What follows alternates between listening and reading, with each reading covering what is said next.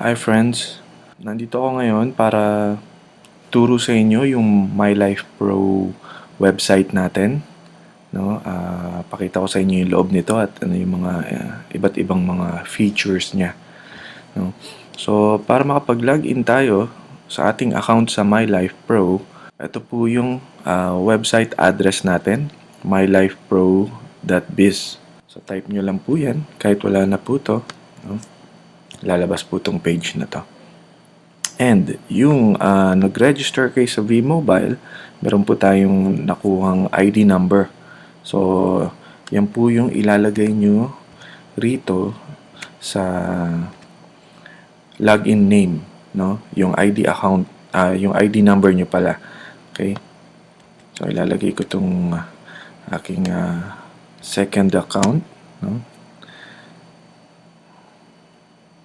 And yung password po natin. Okay? So, yung password natin, pwede natin palitan yan, alphanumeric, no? Para mas secured tayo. Okay? Then, pag nakalimutan nyo naman yung password nyo, pwede nyo pong i-click itong forgot password or kung gusto nyo i-resend no? Sa email nyo ulit. Ito po yan. No? Kung di nyo pa na-activate yung account nyo. Okay? So, login po tayo. So, ito yung pinaka homepage ng ating My Life Pro website. So, makikita nyo rito, pwede nyo lagyan to ng picture nyo. No? And makikita nyo yung kung kailan, hanggang kailan tayo qualified to earn. Makikita nyo yung date and time nyan. Okay? And yung personal consumption natin, product consumption, makikita nyo rin dito. So, bagong registered ko pa lang to. So, kaya konti pa lang yung nakikita natin dito. So, ang total group product consumption naman, makikita nyo rin dito yan. No? So, kakailanganin natin i-check to para dun sa leadership bonus natin. No? Dito nyo matatrack yung kung medyo malapit na kayo. Okay? So, ito naman, sa may left side, andito yung mga links natin. Alright? So, itong mga links na to, ito rin yan, no? Para bumaba lang din sila. Like, pag kinilik nyo yung code generator, no? So, makikita nyo, nandito rin siya. So, parang anchor lang siya. Okay? So, pag click nyo yung user config, dito nyo mapapalitan yung mga personal preferences nyo, yung password nyo, no? Dito nyo yung makikita. Alright?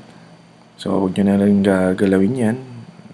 Okay na yan, no? Pero yung sa password, dito tayo magpapalit. So, lalagay nyo yung email nyo, yung current, yung binigay ng system sa inyo, and yung new desired password nyo, dito nyo lagay. Kung magpapalit kayo. Okay? So, balik tayo sa main page. So, dito naman sa transaction history, dito nyo makikita yung mga earnings nyo. No, yung mga kinikita nyo sa V-Mobile My Life Pro. So, i-click natin siya para makita nyo yung mga pumasok na earnings sa atin. So, here, yung accumulated credits nyo, no, yung nakuha nyo na, then yung pwede nyo pang kunin. Diyan yung makikita yan. So, pag may mga pumasok sa inyo, yung mga may in-invite yung mga invites nyo, no? So, meron kayong subscription sales bonus. Makikita nyo rito, yan, may mga pumasok na 250, makikita nyo yung date. Then, kung meron naman kayong direct referral incentive, yan, yung 700. Real time po yan. Okay? So, pag may pinasok yung member nyo, makikita nyo agad, may 250 kayo. Then, pag nag-transfer naman kayo to another account, no? Ayan, makikita nyo rin po yan. Ang pangalan po niya, e-wallet transfer. So, balik tayo ulit sa main. Okay. So, dito yon pag magta-transfer kayo to another account, no? Kanyari, kung naka-multiple accounts kayo, pwede tayo mag-try-pack ngayon sa My Life Pro. And kung gusto niyo naman, may transferan kayo na credits or earnings sa ibang account, no? Sa member nyo. Pwede yan dito sa transfer credits. Lalagay nyo lang yung ID number dito. Okay. Then, yung cash value, kung magkano, no? Kung ta-transfer nyo kanya itong 5,000. No? So, ito kahit optional na to. Okay? Then, click submit para ma-transfer nyo sa kanya. Okay, next. Encashment facility. So, dito naman, pag i-encash na tayo ng ating earnings, kung gagawin na natin siyang check. Okay? So, dito, pag magpapacheck kayo, punta kayo sa add. Then, pili kayo kung saang business center, no? Independent business center. So, pag kukunin nyo sa main natin, dito yan, B-Mobile main office. Then, lalagay nyo po yung amount. Okay? Minimum natin na pwede natin in cash is 1,000. So, hindi pa sila po pwede. So, lagay nyo lang po rito yan, yung amount. Kunyari, 1,000. Notes, optional na yan. Then, finalize or check. No? Pag click nyo yung check, makikita nyo yung nandun na yung deduction ng tax natin. Okay? Then, nandun din yung pag finalize, yun na yung i-send nyo na yung request nyo. Okay? So, next, no? Pag magko-convert naman tayo ng earnings natin para maging load wallet siya. Ito naman yun, no? Sa credits, points, conversion. Okay? Wala tayong pagpipilian dito. Yan yun, load extreme lang. Then, yung cash value, no? 500. Ko-convert nyo siya. Then, click submit. Ganun lang kasimple. No? So, ganun lang yan. So, balik tayo sa main. Okay. Ito, pag mag-log out lang tayo, pareho lang yan. Nandito rin. Okay. And, genealogy view. Okay. Dito nyo makikita yung mga magiging members, yung mga members nyo. Okay. So ngayon, ito yung second account ko. Ito yung third account ko. Then, ito naman yung mga pay-ins. Mga new pay-ins ko, nilagay ko na dun sa third account ko. Okay. Kasi maganda yan dahil aakyat yung sa second account nyo, meron siyang 250 din, di ba? May 700 to, may 250, tapos yung main account ko pa. Okay? So, magandang strategy kung gusto nyo magpalaki ng mga earnings din. No? So, allowed tayo hanggang tri-pack. Okay?